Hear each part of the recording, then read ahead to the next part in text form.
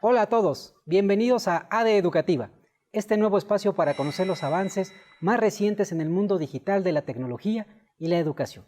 Hoy nos acompaña el maestro David Mejía, quien es presidente de la Academia Mexicana de Computación. Bienvenido, David. Muchas gracias, Germán. Encantado de acompañarte el día de hoy. Gracias. Pero para conocer más sobre su experiencia, vamos a ver una breve cápsula.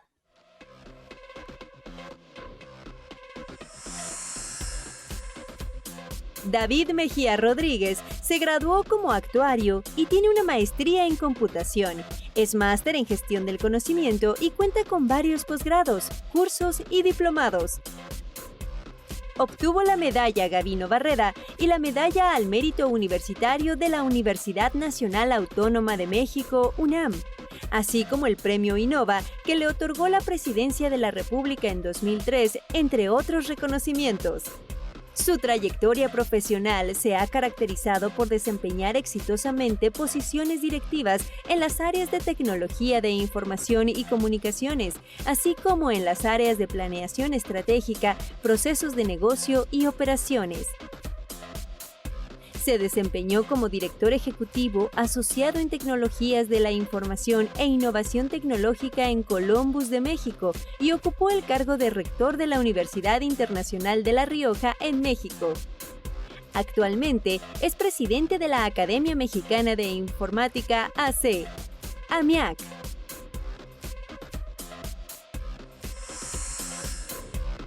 Como ven, el maestro David Mejía es especialista en tecnología educativa e informática.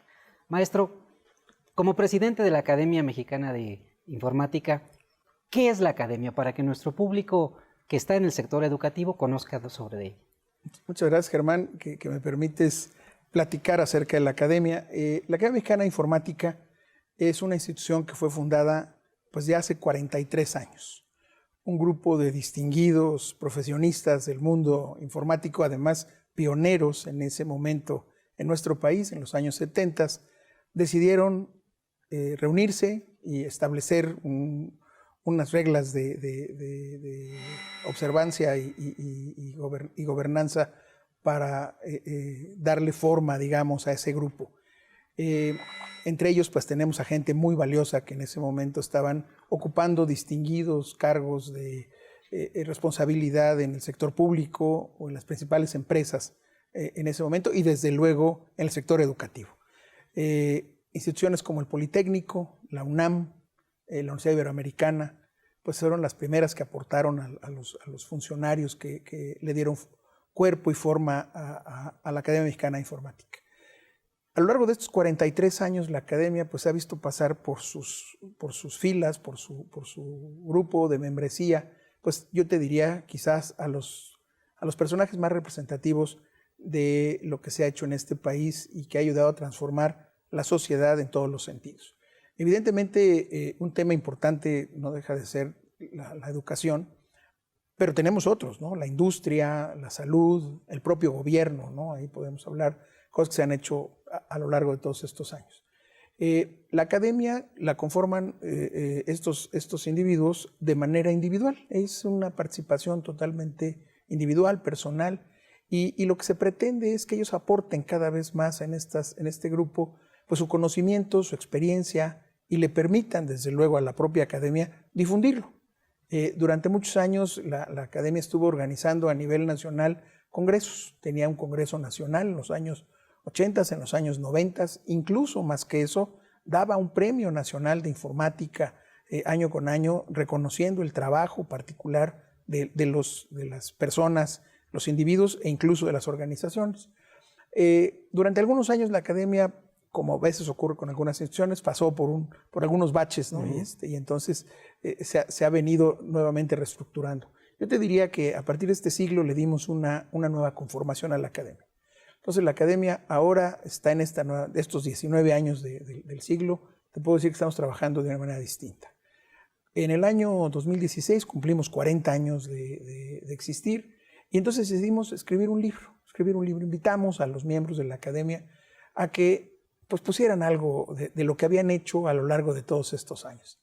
Y la verdad fue un libro delicioso si lo queremos ver desde el punto de vista literario, pero desde el punto de vista intelectual y científico, muy enriquecedor. Pasamos de grandes informáticos, grandes científicos, estamos hablando del doctor Adolfo Guzmán Arenas, del Politécnico, estamos hablando del doctor Felipe Bracho de la UNAM, estamos hablando de Alejandro Pisanti, estamos hablando de Francisco Cervantes, de Enrique Carlos Calderón. Osaya, de diferentes personas. Tuve oportunidad de escribir uno de los capítulos. Pues nada más nos salió un libro de más de 500 páginas, ¿no? En ese sentido. Había mucho que decir. Había mucho que decir y sobre todo cómo quedó plasmado. Yo creo que es un libro muy enriquecedor, que además lo tenemos hoy disponible de manera gratuita en nuestro portal. Cualquiera puede ir y descargarlo en versión de PDF, pero ahí está el libro, ¿no? Entonces eso nos dio esa fortaleza. Y hace un año, cumpliendo los 42 años, decidimos hacer un segundo libro. Y a este segundo libro le llamamos más bien ¿qué sigue? O sea, ya no hablamos un poco de lo que se había hecho, sino de lo que queremos hacer. Entonces es un libro con una visión hacia adelante, ¿no? Vamos a hablar de todas estas tendencias que van a impactar la vida. Van a impactar la vida y el esquema de convivencia y comportamiento de las sociedades, países, naciones, etcétera, en el futuro cercano, ¿no? Entonces hablamos de inteligencia artificial, hablamos de proceso de la nube, hablamos de el Internet de las cosas, hablamos desde luego de todo lo referente a manejo de la ciencia de datos, etcétera. Y también salió un libro muy interesante, muy bonito. Este libro, por ejemplo, de entrada lo hicimos solamente electrónico, entonces dejamos un libro ya electrónico. También no lo hemos puesto todavía en este momento en la página, lo presentamos en la Feria Internacional del Libro de Guadalajara en diciembre pasado, tuvimos un espacio para presentarlo muy bien, lo cual nos da una potencia de lo que representa en ese sentido. ¿Qué necesitamos hacer con la academia para que además se vea reflejada realmente en lo que queremos? Vamos a retomar este tema de los congresos nacionales. Vamos a tomar un congreso, y cuando digo nacionales, porque queremos invitar a toda la comunidad, pero vendrán desde luego invitados internacionales. Queremos tener también gente que venga y nos aporte y conviva con nosotros y nos permita además también dialogar y en algunos casos llegar a tener buenas discusiones para sacar cosas valiosas para nosotros como país. Queremos retomar también trabajos importantes de los jóvenes. Uno de los temas que ocurren es que la educación en cómputo, informática y todo lo relacionado con el modelo educativo adicional a eso, a veces lo hemos olvidado en este tipo de instituciones. Queremos retomarlo, queremos acercar a los jóvenes de una manera diferente. A lo mejor no van a ser los miembros de número de la academia, porque su trayectoria todavía está en el inicio, están en los albores de su trabajo que van a realizar en ese sentido. Pero les vamos a dar la opción de que se acerquen justamente con un miembro titular y que puedan trabajar con un tutor. Qué valioso puede ser eso para ellos, ¿no? Tener tutores, tener gente que los ayude, que los conduzca, ¿no? Finalmente esta idea de conducir, ¿no? De dirigir, pues puede ser valiosísima para ellos y el día de mañana tengamos más profesionales con esa visión. Y lo mismo, estos jóvenes que estamos queriendo formar, dándoles este enfoque, pues nos ayuden también a acabar de definir muy bien lo que será la educación alrededor de nuestro país también, con el uso de tecnologías de información en todos los sentidos, ¿no? David, has comentado también muy importante todo el desarrollo que ha tenido la informática, no solo en México, sino en el mundo, y que además el Internet le ha venido a transitar también a nuevos modelos, que hablamos ya de una economía digital, ¿no? Basada obviamente en el Internet y en todos los desarrollos computacionales. ¿Cómo está viéndose la academia para afrontar estos próximos años, que viene una transición impensable, ¿no? De hecho, transitar una revolución, una nueva revolución y basada en la economía digital. Sin duda. Mira, déjame decirte, yo creo que ese es justo el trabajo de la academia. El trabajo de la academia es darnos cuenta de lo que está sucediendo. ¿Por qué? Porque tienes gente que lo ha vivido. Yo siempre he dicho, cuando hablamos de un nuevo desarrollo, cuando hablamos de una tendencia, pareciera que hubo generación espontánea. No. Viene una trayectoria. Todo esto se ha venido formando a lo largo de estos años, ¿no? O sea, si nos regresamos desde el inicio del cómputo comercial, digamos, o el cómputo científico hace 50, 60, 70 años probablemente, estaremos hablando justamente de lo que fueron las bases de lo que trabajamos. Yo te diría, en la academia hay científicos que están trabajando ciencia de datos relacionado con salud, por ejemplo, o científicos que están trabajando inteligencia artificial con educación. Hay varios ejemplos de esos. O seguridad informática, que es un tema también clave en el futuro. Ciudades inteligentes. Próximo, ciudades inteligentes, etcétera. Entonces yo te diría, sí estamos trabajando en eso. Ahora, ¿qué nos ha faltado a lo mejor? Acercarnos un poco más y que la sociedad nos vea. Yo creo que el trabajo de las academias es salir, no quedarte guardado. Yo creo que el momento en el que te quedaste guardado, pues está muy bien, pero nadie te ve. Yo creo que aquí tenemos que salir. Ahora, cuando salimos, siempre tenemos el enorme reto y la enorme amenaza de decir, oye, ¿cómo me estarán viendo? ¿No? Voy a salir y ¿cómo me están viendo? Y que se entienda el conocimiento, que a veces entonces el podría punto ser es complejo. Que no nos dé miedo salir también, que nos sintamos con la seguridad de decir, lo que estamos llevando afuera es valioso, tiene sentido. Yo te podría decir que adicionalmente a eso, los miembros de la propia academia, de manera individual, han aportado cosas claves y fundamentales. Yo te podría hablar de grandes desarrollos en cuestiones, por ejemplo, del ámbito educativo. Ahorita mencionabas todo esto que se ha hecho a través de tener el medio que es el Internet y el medio de la banda ancha, o sea, las tecnologías de información y comunicaciones, porque también si no teníamos la banda ancha que tenemos hoy día, quién sabe qué podríamos estar haciendo. Y vienen más, ¿no? Viene la 5G y lo que venga después, ¿no? Vamos a aprovecharla, vamos a darle un uso razonable en ese sentido. Yo te diría, el punto de educación, todo el mundo habla, oye, bueno, pues ya tienes banda ancha, tienes internet, pues ya todo el mundo puede aprender de manera, llamémosle virtual, que no hay tal virtualidad, hay mucha realidad en ese aprendizaje además. Pero yo te diría que hay algo más importante detrás de todo eso. ¿Qué estamos preparando para todo ello? Yo te diría que hay un punto clave, el contenido, ¿sí? El conocimiento. El conocimiento propio, yo creo, de un país como el nuestro es gigante, es enorme. Las instituciones académicas han hecho trabajos fundamentales. Aquí podemos hablar de todas las universidades, públicas, privadas, y sus diferentes áreas de investigación, lo que han logrado. Entonces yo creo que con eso tenemos que apoyarnos también para salir adelante. Excelente, David. Pues creo que es un trabajo de divulgación muy importante y qué bueno que en este espacio podamos dialogar sobre el trabajo que ha hecho la academia. Amigos, estamos platicando con David Mejía, que es presidente de la Academia Mexicana de Informática. Recuerden nuestras redes sociales, TV Educativa MX en Twitter y Televisión Educativa en Facebook. Continuamos.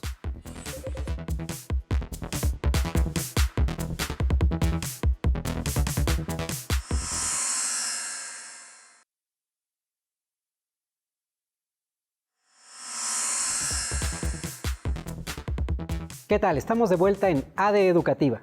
Recuerden que estamos platicando con David Mejía, presidente de la Academia Mexicana de Informática. Estamos conversando sobre qué es un grupo de expertos que ha trabajado a lo largo de más de 40 años sobre la informática en México. David, nos has comentado ya los orígenes y quién la integra a grandes rasgos y hacia dónde va. Pero yo creo que viene algo también muy importante, no solamente para la informática, sino para nuestra vida en general de todos los días, que es el uso de la ciencia de los datos, ¿no? ¿Qué es lo que está visualizando la academia desde esta perspectiva? Fíjate que el tema de la ciencia de los datos, a algunos de nosotros, particularmente en mi caso, nos viene, pues casi yo te diría como que la estábamos esperando, ¿no? En los años 60, en los años 70 en México, las universidades todavía no estaban formando propiamente especialistas en cómputo, en informática. Más bien eran la ingeniería química, las carreras científicas como matemáticas, física, en las donde se enseñaba a la gente a usar la computadora, básicamente. Entonces, yo te diría que los primeros científicos fueron gente que no tenía una formación informática o de cómputo de origen. Sin embargo, eso no quiere decir que no pudieron avanzar con todo eso. Lo curioso es que la formación que tenían, una formación tan sólida en matemáticas, por ejemplo, que les permitía entonces entender de una manera diferente el uso de la computadora. Hoy que la ciencia de datos voltea y dice, estamos en un tsunami de información, nos está avasallando los datos todos los días y te presentan unas gráficas maravillosas en las que te dicen cuántos bytes se consumen cuántos por correos segundo envían, WhatsApp. Exactamente, y Google y Facebook y Twitter, etcétera. Yo te diría, todo eso que tiene un análisis detrás, que tiene un fundamento matemático sólido, ya lo habíamos trabajado, ya lo habíamos, por eso decía, nos viene quedando bastante cómodo el poder trabajar en esto. Pero lo interesante no es quedarnos nada más ahí, sino encontrarle realmente una utilidad.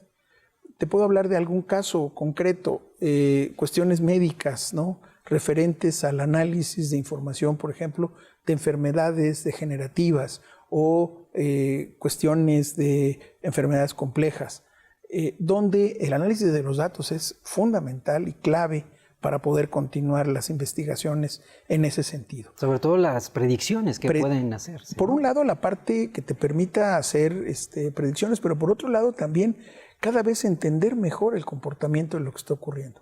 Desde luego aquí te podrías referir muchas cuestiones de tipo científico como tal, ¿no?, en física, en astronomía, en este tipo de cuestiones.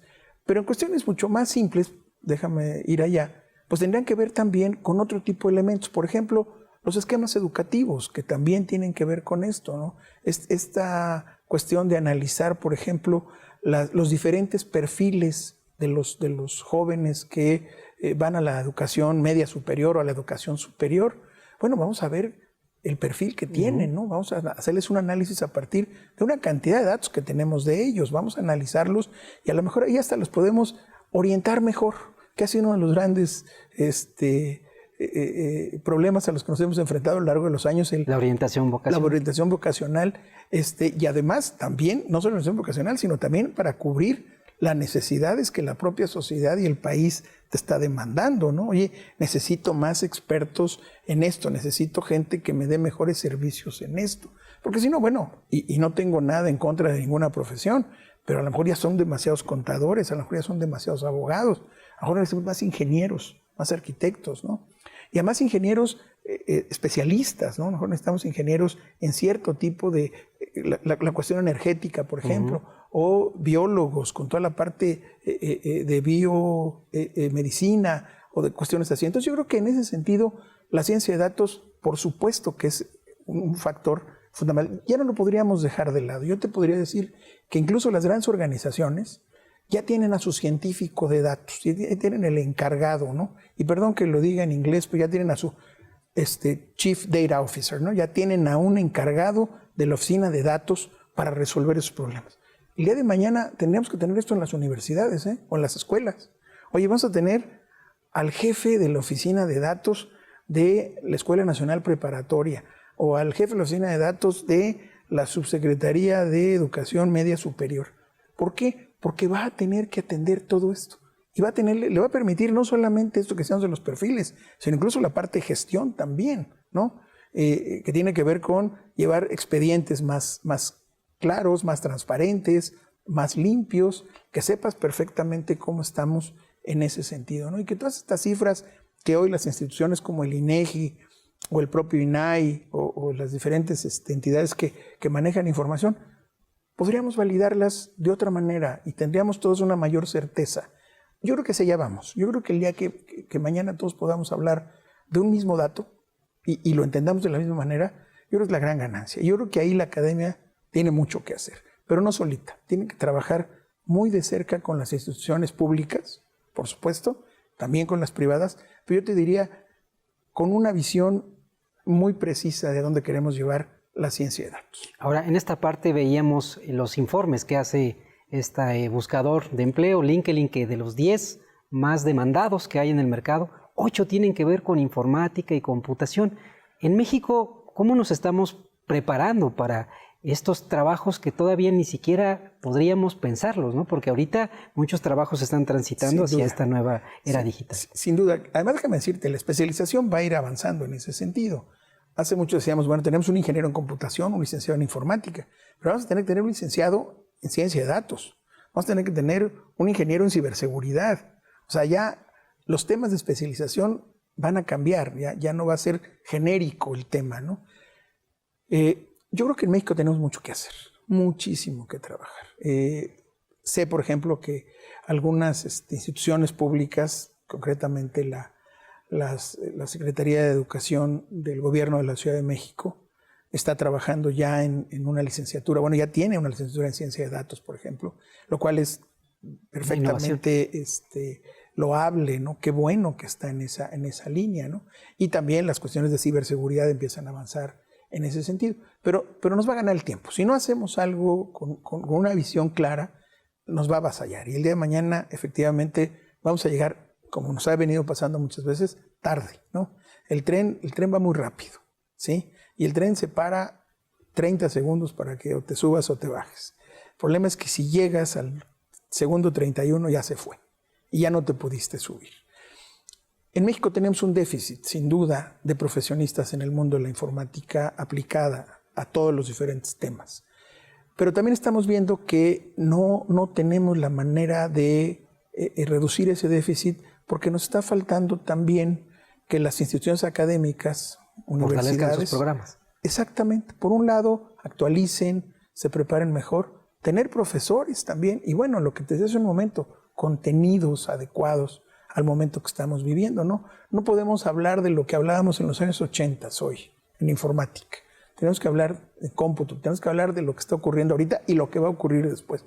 Es muy triste que el alumno que está en la licenciatura de cómputo informática esté oyendo cosas y cuando sale a trabajar se enfrenta a que el mundo es otro. No se da cuenta que el mundo es otra cosa y dice, bueno, ¿y por qué me enseñaron otra cosa, no? También tenemos que ser muy cuidadosos, no se trata de que la industria nos mande, ¿no? O sea, también tenemos que cuidar muy bien la ética. Y el balance, ¿no? Yo creo que hay un balance. La industria te está demandando un tipo de profesionista y entonces estaremos haciendo empleados para la industria. No, yo creo que estás preparando profesionistas, eso es lo valioso, ¿no? Y profesionistas que tengan además ese criterio, ¿no? Tengan esa madurez profesional de poder enfrentar diferentes temas una vez que salen a trabajar. Si no, bueno, pues estaríamos haciendo universidades para las principales empresas, Microsoft, IBM, no sé qué. No, yo creo que no es la línea, pero sí estamos en ese sentido con ese déficit. Y por otro lado hay un tema que a mí me interesa muchísimo, Germán, es calidad. Otra vez, no se trata nada más de cubrir programas, de cubrir temas, de sentir que estamos atendiendo la demanda, sino que sea realmente de calidad. Y yo creo que ahí está parte de la clave, ¿no? Ahora, en esta parte, la academia está buscando estos vínculos, me queda claro, con universidades, porque lo has comentado. Un programa académico de una universidad aproximadamente dura 5 años, pero la computación y el conocimiento hoy en día está cambiando de manera muy drástica. ¿Cómo poder afrontar este reto, además de que la innovación tiene que ser también un valor esencial de la academia y de sobre todo vincular a los nuevos jóvenes? Mira, yo te diría que también el modelo cambia. El modelo cambia. En un tiempo, yo pertenezco a una generación todavía en la que la licenciatura te permitía tener un modo de vida razonablemente cómodo, ¿no? Hoy ya no es suficiente. Hoy tienes que seguirte preparando. Entonces yo te diría que la educación continua es uno de los temas importantes. Por un lado, sí tenemos que actualizar los programas, tenemos que ser más agresivos en ese sentido, pero también un tema importante es la educación continua. No puedes dejar de educarte. Y ahí es donde tienes que aprovechar las enormes ventajas de la tecnología. La educación continua, pues existen hoy una cantidad de cursos en línea disponibles en los cuales tú puedes trabajar, o adicionalmente los posgrados también, ¿no? Y los posgrados también tienen que actualizarse y también van a seguir avanzando y van a seguir cuestionándose en ese sentido. Entonces yo te diría, no puedes parar de estudiar. Ese va a ser el punto más importante. Y podemos tener además recursos de cualquier parte del mundo. De cualquier parte del mundo y eso es lo que le va a dar fuerza. Entonces al alumno no es nada más, oye, es que cuando yo estudié se vieron estos temas. No, pero es cuando estudiaste, tienes que seguir avanzando. Hace tiempo discutíamos con gente del Senado de la República un tema relacionado yo como academia de la colegiación y la certificación de profesionistas, ¿no? Decíamos, pues es que la gente de cómputo pues tiene que certificarse cada vez porque está cambiando esto a una velocidad muy rápida. pero no hay que ponérselo como una demanda legal, porque si no, nos lo vamos a pasar certificándonos en lugar de preparándonos. Yo creo más en este modelo de preparación de educación continua. La educación continua te da mucho y a veces la hemos dejado fuera, ¿no? Entonces, el asunto es que además ahora pues tomas un libro electrónico y te puedes avanzar muchísimo, ¿no? En ese sentido, y establecer una red de comunicación con profesionistas como tú, y el día de mañana empezar a compartir experiencias y lo que se gana. Esto no lo habíamos visto en ningún momento de la vida educativa de la humanidad, ¿no? Hoy se puede compartir información con todo el mundo en cualquier momento. Perfecto, David. Amigos, estamos platicando con David Mejía, presidente de la Academia Mexicana de Informática. Recuerden sus comentarios, TV Educativa MX en Twitter y Televisión Educativa MX en Facebook. Regresamos.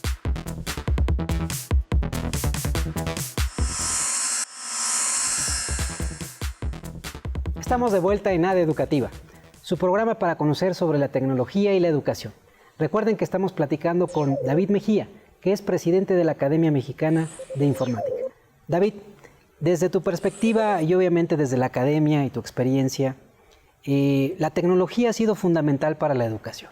En México han existido programas como Enciclomedia, Habilidades Digitales para Todo, y además tuvimos grandes avances, por ejemplo, con el uso de la televisión, ¿no? A partir de programas que llevaban de manera satelital y con otros apoyos informáticos, el desarrollo y el despliegue para que se incorporara la tecnología al sector educativo.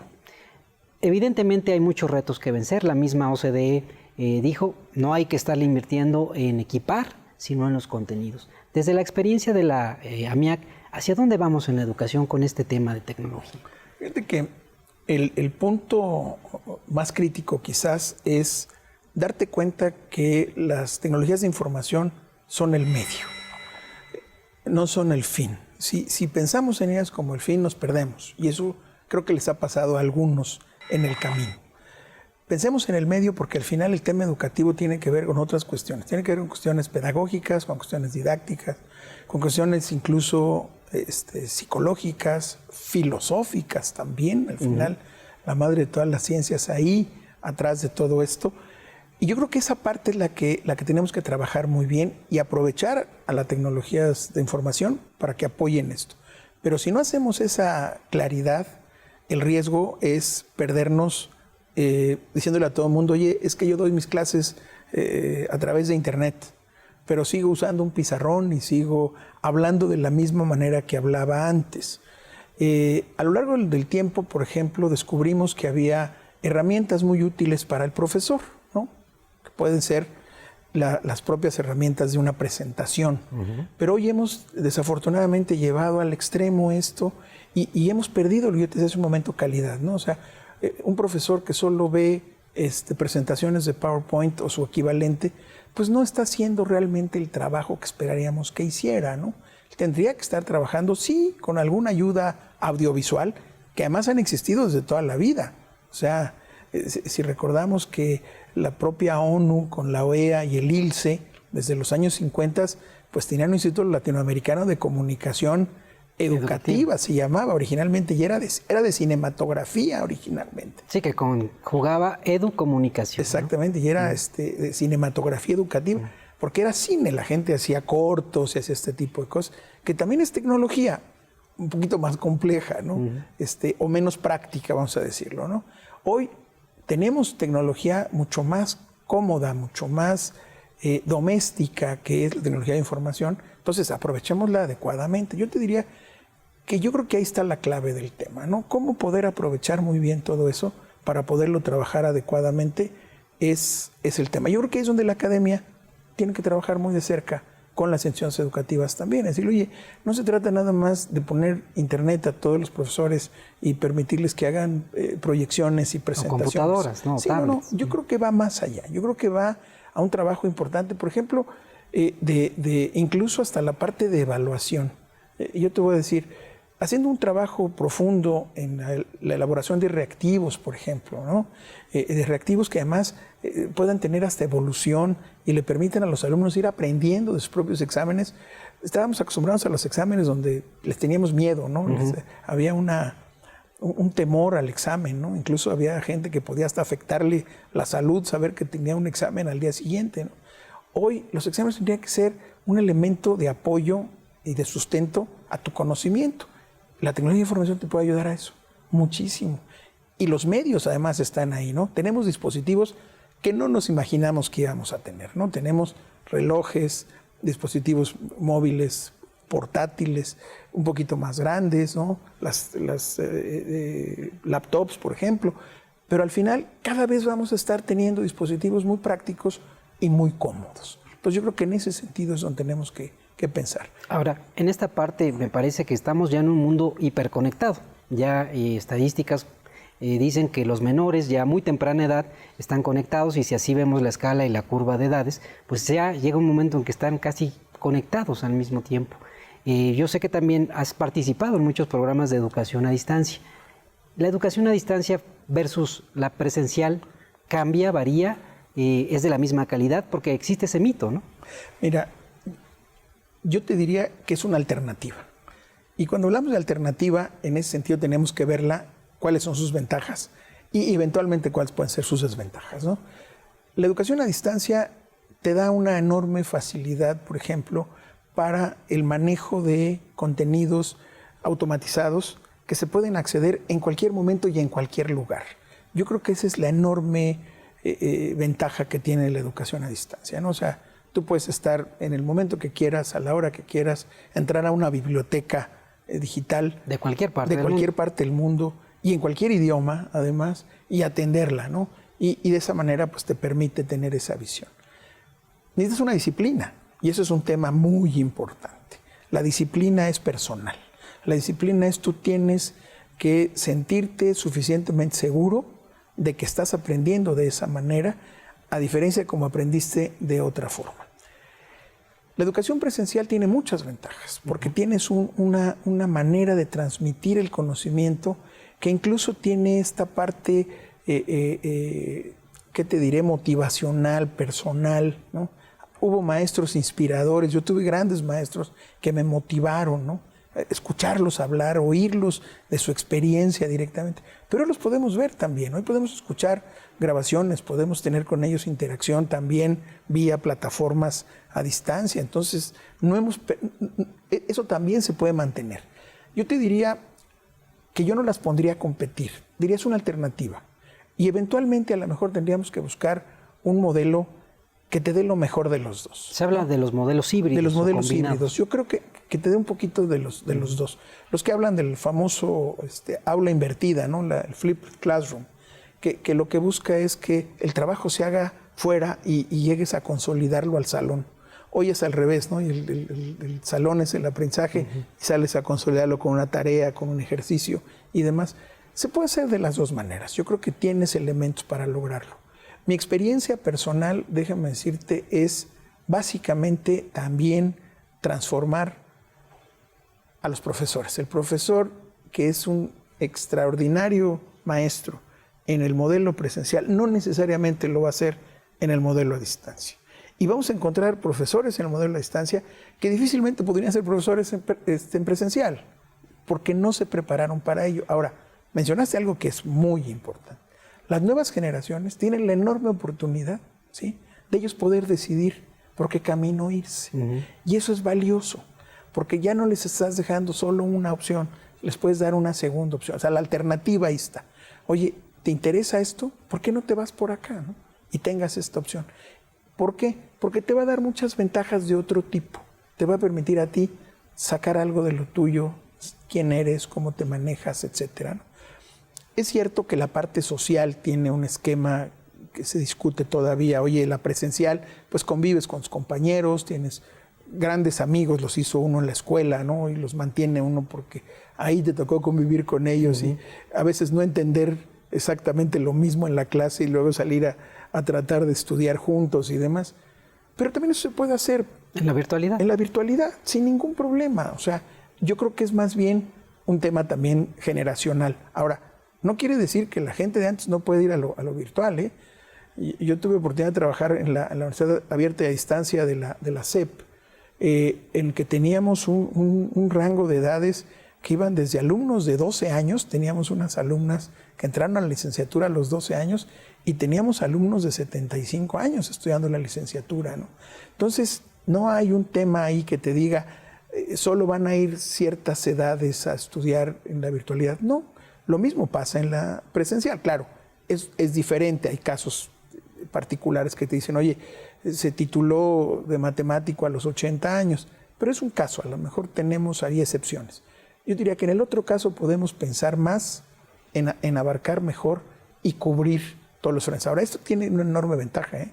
Vamos a poder reducir mucho del déficit que tenemos de educación, si logramos ver esto como alternativa. En esto que comentas, y hay 2 programas que la Secretaría de Educación Pública trabaja y ha trabajado para atender la cobertura, tanto en el nivel medio superior como en el superior. Ya has comentado esta universidad, que se hizo toda una universidad, pero también hay un programa que se llama Prepa en Línea, ¿no? Para poder atender la cobertura y gradualmente pues apoyar este sistema, claro, porque además está como mandato que en los próximos años tengamos cobertura universal. Claro. ¿Cómo ves estos retos que tiene sobre todo el gobierno y la sociedad para incorporarse a estos programas? No, a mí me parecen extraordinarios. Yo creo que son por un lado, planteamientos muy sólidos, porque no son ideas aisladas. Yo creo que tienen mucha solidez. Yo creo mucho en ellos. Yo creo que Prepa en Línea, sin duda, es una gran idea y es un proyecto, además, funcionando, que va a dar muy buenos resultados, porque entonces vamos a empezar a tener pues una trayectoria, lo que yo te mencionaba hace un rato, ¿no?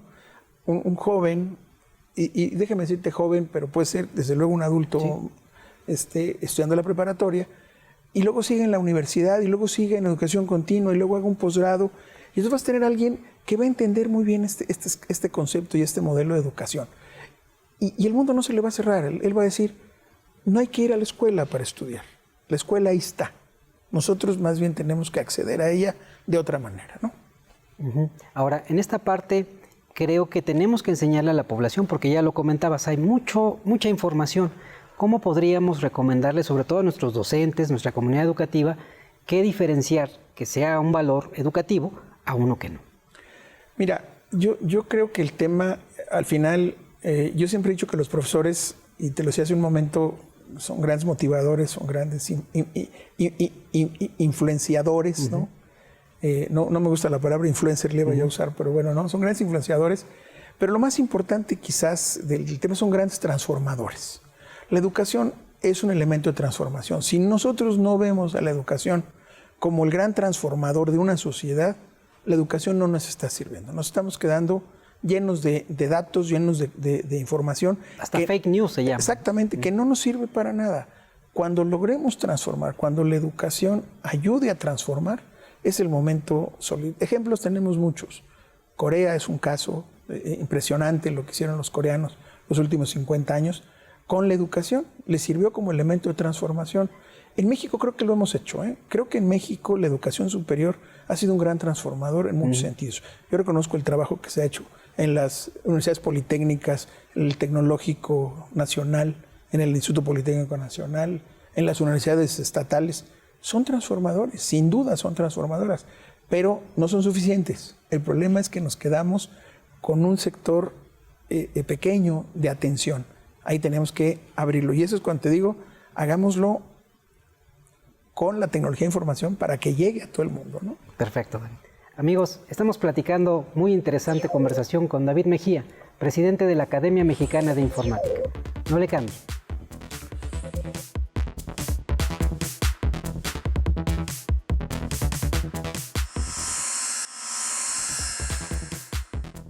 Estamos de vuelta en ADE Educativa. Estamos platicando con David Mejía, presidente de la Academia Mexicana de Informática. David, comentábamos hace rato, y como una idea de Nelson Mandela, que la educación es el arma más poderosa para transformar la sociedad. Pero si le sumamos educación y tecnología, creo que podemos todavía llegar mucho más lejos. Sin duda. Yo le pondría un elemento importante asociado a todo esto, que es la innovación y la colaboración. Sin innovación no vamos a poder hacer muchas cosas. pero la innovación no quiere decir que nos la pasemos inventando.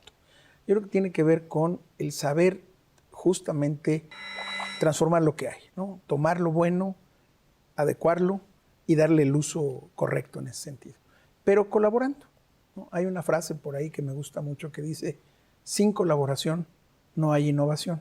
Correcto. Y yo digo, y sin innovación tampoco hay colaboración. O sea, es de estas bionívocas esta frase, ¿no? Cuando hablas de esto, la innovación educativa, David, es un factor fundamental para estar actualizados, tener mejores contenidos, sobre todo los retos que se está proponiendo esta administración, que es incrementar la cobertura o que cualquier niño, joven que quiera tener acceso a educación no se quede limitado.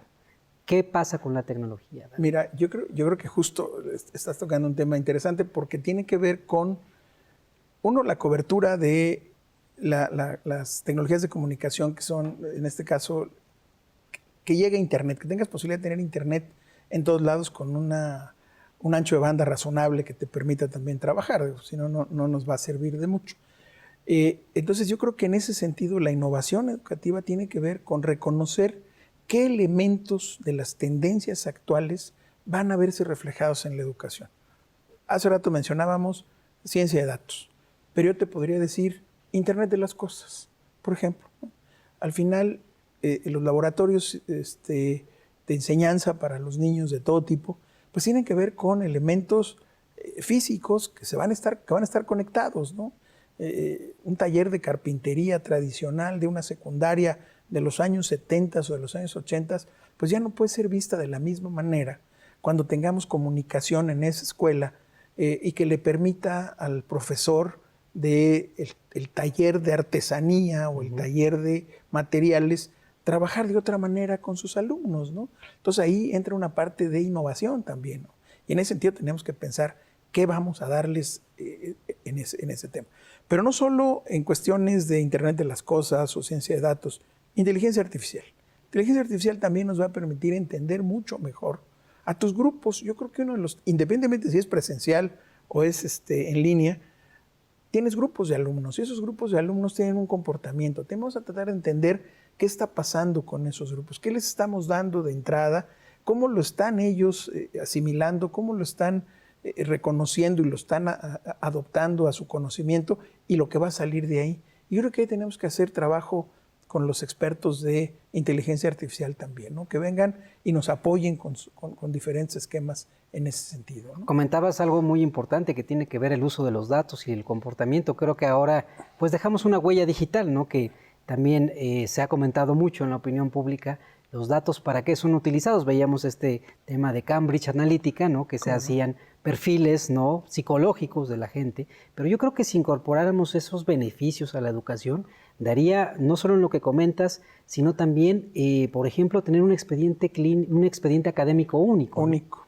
Mira, está tocando un tema que yo creo que está ahí latente y que todos lo hemos pensado y lo hemos discutido en diferentes foros.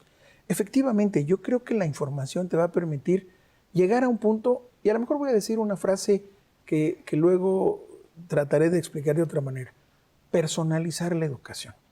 O sea, qué maravilla que alguien supiera efectivamente cuáles son tus fortalezas, cuáles son tus debilidades, qué parte tenemos que ayudar a desarrollar mejor en ti, qué parte tenemos que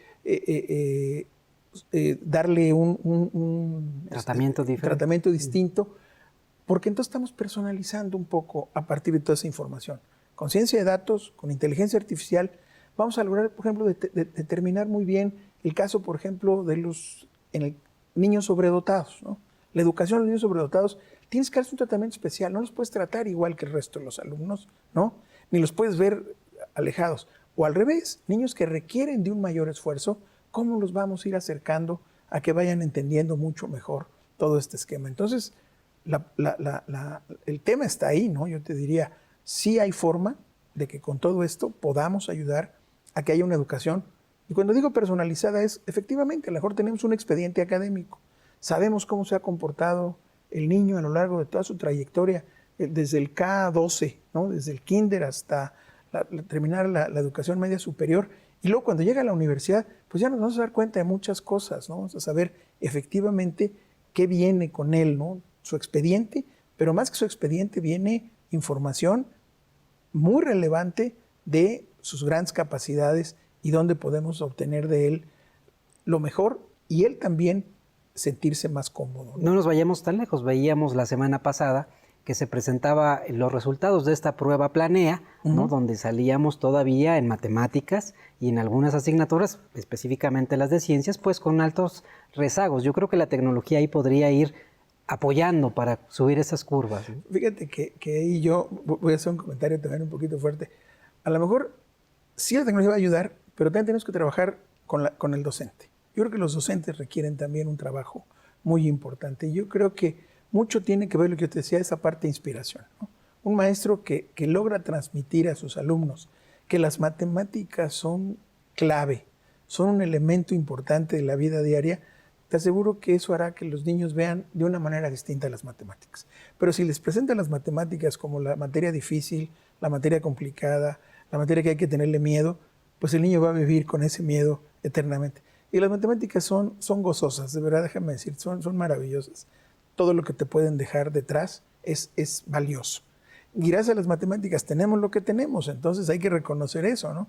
Cuando el niño te dice que a mí no me gustan las matemáticas, pero me encantan los videojuegos. Oye, es que sí te gustan las matemáticas. Los videojuegos son matemáticas, ¿no? En muchos sentidos, ¿no? Está atrás la teoría de juegos, pero está atrás la programación de computadoras, pero está atrás los algoritmos de fortalecimiento y de... Entonces, ahí hay matemáticas. Hay una corriente muy fuerte en gamificación, ¿no? En incorporarla también a temas educativos, ¿no? ¿Y qué tiene que ver con eso? Yo te diría que el tema de entender, por ejemplo, la teoría de juegos, la estrategia, es muy difícil que hoy llegues a un jovencito y le platiques de un tema estratégico. La palabra estrategia se ha vuelto también una palabra sofisticada y solo la usan ciertas personas, se sienten con derecho a mencionarla. No, la estrategia existe. Tú ves a los niños jugar los juegos de video, son tremendamente estratégicos, ellos la saben manejar muy bien. Entonces, todo ese tema, la parte estratégica, la parte de entendimiento algorítmico, todo eso lo van a tener ahí. Y ahí están las matemáticas detrás. Entonces, ¿les vamos a dar una visión distinta? Sí, tenemos que cambiar. Por eso decía yo que hay que trabajar también con los docentes y hay que trabajar fuerte con los docentes también. Ahora, vendrán nuevos docentes también, porque estos niños en 15 años serán los nuevos docentes. Y entonces son los que van a tener una visión también diferente de las cosas, ¿no? Ojalá podamos por ahí sacarlo. Se ha propuesto que en México podamos contar con una agenda digital educativa, donde además de estas propuestas, la visión STEM, ¿no? Que también ha venido, otros le han incorporado ciencias, artes, humanidades, a una lógica de venir también incorporando estos programas para fortalecer sobre todo el tema del desarrollo de la computación, la informática. ¿Cómo ve la academia estos programas? No, por supuesto, déjame decirte, yo creo que el tema del fortalecimiento pues, de estos programas es un tema que hay que trabajar. En la propia academia estamos creando nuestro grupo STEM. Tenemos gente muy valiosa que ha estado trabajando en eso, del Instituto Politécnico, la Universidad de Guadalajara, ya están con nosotros, entonces vamos a trabajar en eso. Y además vamos a darle una vida importante en ese sentido, ¿no? Que no se quede nada más tampoco en la parte teórica, porque si no, nos están demandando pues que hagamos más en ese sentido, ¿no? Ok. En esta parte, ¿dónde podemos conocer más información de la academia, David? Bueno, mira, tenemos nuestra página, ¿sí? www.amiac.org.mx. Ahí pueden acceder a nuestra página, ¿no? Sin ningún problema. Ahí está la información de la academia, este libro que ya les comenté de los 40 años de historia del cómputo en México, para que lo puedan descargar y de verdad deleitarse un ratito con unas historias maravillosas de los miembros de la propia academia. Y bueno, vamos a tener mucha más difusión, tenemos pensado empezar a tener un poco más de difusión a través de las redes sociales. Por ejemplo, tenemos nuestro Twitter, @amiac.mx, y también nuestra página de Facebook, también como Academia Mexicana de Informática, ahí la pueden encontrar también. Y también en Instagram estamos por ahí como @amiac.mx, ¿no? Para los jóvenes investigadores o expertos que quieran acercarse a la academia, ¿hay algún requisito para formar parte de esta prestigiosa academia? Mira, en este momento tenemos dos tipos de miembros: los miembros de número, que son miembros que son aceptados después de una evaluación, hay un comité de evaluación. Básicamente lo que se analiza es su trayectoria y realmente cómo han contribuido a transformar esta sociedad mexicana. Y tenemos los miembros asociados, que son jóvenes o cualquier otro individuo que quiera acercarse con nosotros, que se ha dedicado a este tema también, y que lo aceptamos como un asociado, participe en nuestros desayunos, participe en nuestros eventos, y eventualmente, si algún miembro lo recomienda, lo evaluamos y lo podemos hacer miembro de número. En esta época que estoy tomando yo la presidencia, vamos a tener una tercera categoría que va a ser de estudiantes y pasantes de las diferentes licenciaturas y posgrados de las carreras asociadas a informática y cómputo. Perfecto, David. Muy bien. Amigos, pues hemos llegado al final de ADE Educativa, su programa donde vinculamos la tecnología, la educación y sobre todo las nuevas tendencias en el ámbito de la innovación educativa. David, pues muchas gracias por estar aquí. No, al contrario, Germán, a ti te agradezco muchísimo y gracias a toda tu audiencia. Gracias. Recuerda nuestras redes sociales, TV Educativa en Twitter y Televisión Educativa MX en Facebook. Los esperamos. Hasta la próxima.